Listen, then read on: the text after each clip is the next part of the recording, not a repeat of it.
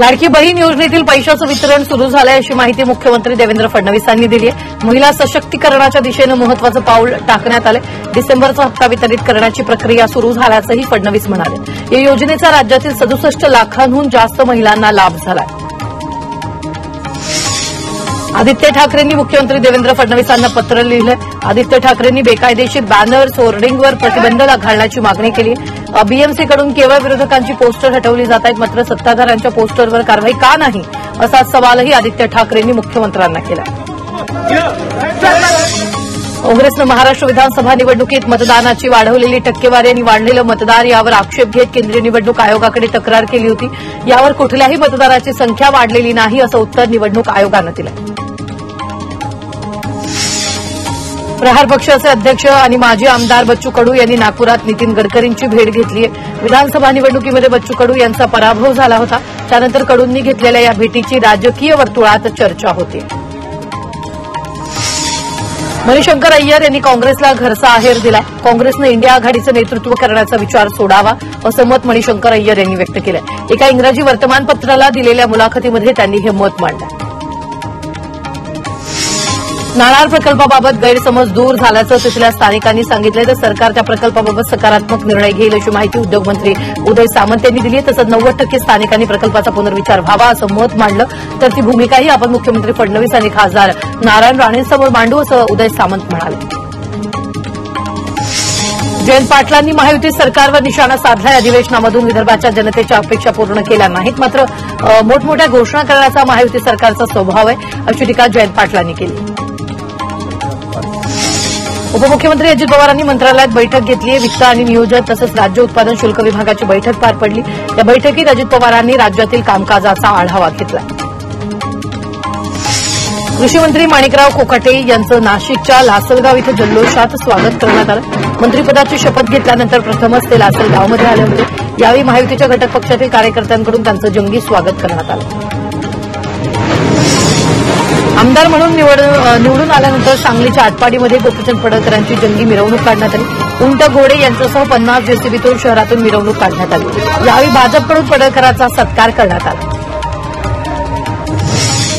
नागपुरात आज केंद्रीय मंत्री नितीन गडकरीतर्फे भजनी मंडळांना भजन कीर्तन साहित्याचं वाटप करण्यात आलं। शहरातील 345 भजनी मंडळांना प्रत्येक एक तबला, हार्मोनियम, टाळ आणि इतर संगीत वाद्याचं वाटप करण्यात आलं। भजनाच्या माध्यमातून सर्वांच्या जीवनात आनंद निर्माण व्हावा अशी भावना यावेळी नितीन गडकरींनी व्यक्त केली। माजी मंत्री तानाजी सावंत यांचे पुतणे धनंजय सावंत यांना जीवे मारण्याची धमकी देण्यात आली होती। या घटनेच्या निषेधार्थ उद्या भूम बंदची हाक देण्यात आली। तुमचाही संतोष देशमुख केला जाईल अशी पत्राद्वारे धमकी देण्यात आली। मंत्री अतुल सावे यांना जालना जिल्ह्याचे पालकमंत्री करू नका असं म्हणत शिवसेनेनं अतुल सावेंना पालकमंत्री करण्यास विरोध केला। अतुल सावेंच्याऐवजी पंकजा मुंडे, धनंजय मुंडे किंवा संजय शिरसाटांना जालनाचा पालकमंत्री करा अशी मागणी शिवसेनेच्या जिल्हा प्रमुखांनी केली।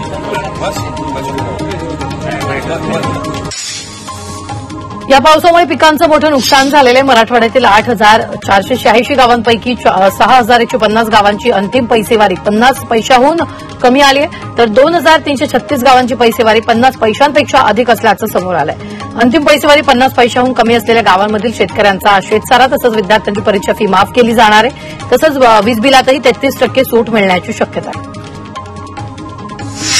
राज्यात अतिवृष्टीमुळे झालेल्या नुकसानीचे पंचनामे करण्याच्या सूचना अधिकाऱ्यांना करण्यात आल्या अशी माहिती कृषी मंत्री माणिकराव कोकाटे यांनी दिली। तर शेतकऱ्यांना न्याय मिळाला पाहिजे हीच आमची धारणा असल्याचं ते म्हणाले। नीलकमल बोट दुर्घटनेमध्ये 35 प्रवाशांचा जीव वाचवणाऱ्या आरिफ बामणेचा मातोश्रीवर सत्कार करण्यात आला। आरिफ हा अपूर्वा बोटीवर बोट मास्टर आहे। दुर्घटना घडली तेव्हा तिथून काही अंतरावर ही बोट होती। क्षणाचाही विलंब न लावता आरिफनं समुद्रात उडी घेतली। किमान 35 प्रवाशांचे प्राण त्यानं आणि त्याच्या सहकाऱ्यांनी वाचवले। उपमुख्यमंत्री एकनाथ शिंदे दरेगावात आहेत। यावेळी शिंदे आपल्या नातवासोबत शेतात रमल्याचं पाहायला मिळते। दोघांचा एक व्हिडिओ व्हायरल होतो। यात शिंदे आपल्या नातवासोबत शेती करताना पाहायला मिळतात। केंद्रीयमध्ये 2 दिवसीय महाराष्ट्र मंदिर न्यास परिषदेचं आयोजन करण्यात आलं। राज्यभरातील 1,000हून अधिक मंदिर प्रतिनिधी या परिषदेत सहभागी झाले। या परिषदेत सरलाबेटचे महंत रामगिरी महाराज यांनी उपस्थितांना मार्गदर्शन केलं। ज्या मंदिरात उत्पन्न दिसायला लागतं ते मंदिर सरकार ताब्यात घेतं असा आरोप महंत रामगिरी महाराज यांनी केला। मंदिरात भक्तांनी दिलेला पैसा सरकारला ताब्यात घ्यायचा अधिकार काय असा प्रश्नही त्यांनी उपस्थित केला. शिर्डीतील राज्यस्तरीय मंदिर न्यास परिषदेत ते बोलत होते. बीडचं पालकमंत्रीपद मुख्यमंत्री देवेंद्र फडणवीस किंवा उपमुख्यमंत्री अजित पवारांनी स्वीकारावं अशी मागणी आमदार सुरेश धस यांनी केली आहे. संतोष देशमुख हत्या प्रकरणात सुरेश धस आक्रमक झाले. त्यांनी नाव न घेता धनंजय मुंडेंवर निशाणा साधला. बीड परभणीमधल्या घटनांवरून भाजपच्या महिला प्रदेशाध्यक्ष चित्रा वाघ यांनी खासदार सुप्रिया सुळेंवर निशाणा साधलेला आहे. महायुतीचं सरकार गुन्हेगारांना माफी देत नाही, मात्र तुमच्या वेळी सर्रास गुन्हेगारांना पाठीशी घातलं जायचं असा टोला चित्रा वाघ यांनी ट्विट करून लगावलेला. राज्यातील कायदा आणि सुव्यवस्थेची लक्तर चव्हाट्यावर आली आहे असा आरोप काँग्रेसचे आमदार अमित देशमुख यांनी केला.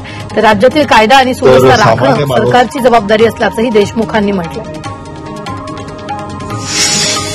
काहीही झालं तरी बीडमधील सरपंच हत्या प्रकरण दाबू देणार नाही. देशमुख कुटुंबाला न्याय मिळेपर्यंत हटणार नसल्याचं मराठा आंदोलक मनोज जरांगे म्हणाले. तर बीडकरांनी याचा तपास हाती घेतल्यास सरकारला कळेल असा सूचक इशाराही जरांगेंनी दिला. रेल्वे भरती बोर्डाची पुन्हा एकदा मोठी भरती होणार आहे. 32,438 जागांसाठी ही भरती असणार आहे. भरतीसाठी 23 जानेवारीपासून 22 फेब्रुवारीपर्यंत ऑनलाईन अर्ज भरता येणार आहे. वाशिम जिल्ह्यात महाऊर्जा विभागानं ऊर्जा संवर्धन सप्ताहाचं आयोजन केलं. यावेळी नैसर्गिक प्रकाशाचा वापर आणि विजेच्या उपकरणांचा योग्य वापर या उपायांबाबत जनजागृती करण्यात आली आहे.